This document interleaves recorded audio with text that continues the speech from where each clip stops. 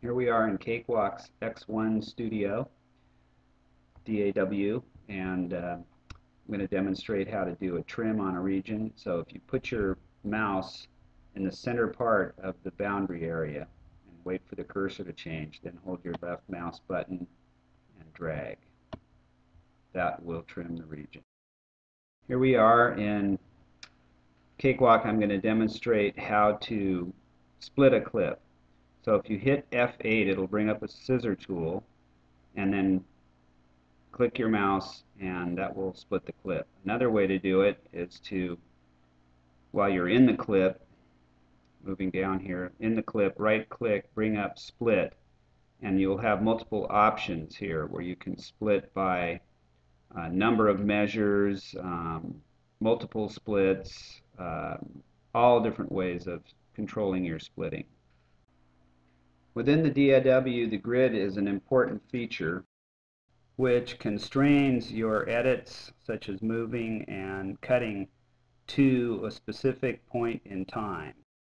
That last move was unconstrained, but now if I go over here and turn the grid on and then go back and do a move, right now it's constrained by measures. If I go back and do a move, you'll see that now when it moves, it goes measure by measure. And now I turn it off again and I can move it tiny, tiny amounts. So that's good for small adjustments.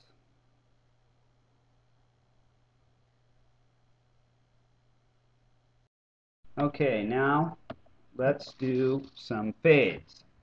So the easiest way in Cakewalk to do this is to select up at the top here part of the region, left click, and then drag, and you can see the audio shrinking as I drag this fade line out.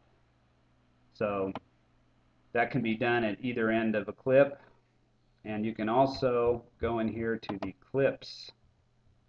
Once the clip is selected, you can go in here to the clips, click fade clips, and you'll get a dialog which allows you to adjust fade parameters, the length, the type, and all the parameters of a fade.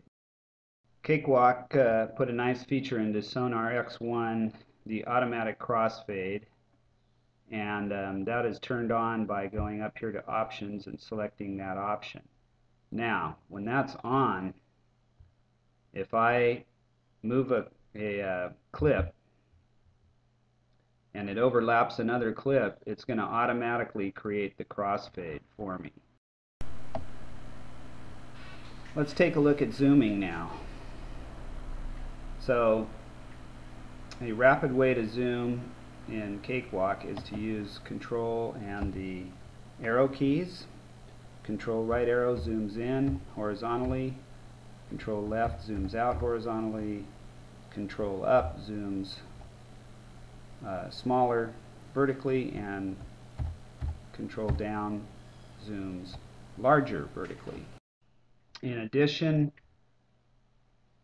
within Cakewalk, you've got these little zoom tools on all the windows which do the same thing if you want to zoom with your mouse.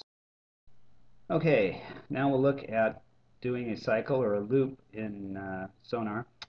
So all you do is set your start point up here, click your left mouse, hold and drag to select a region, go up here and enable looping on that region, or Shift L will do the same, and then when you play, it will go through and repeat that region indefinitely.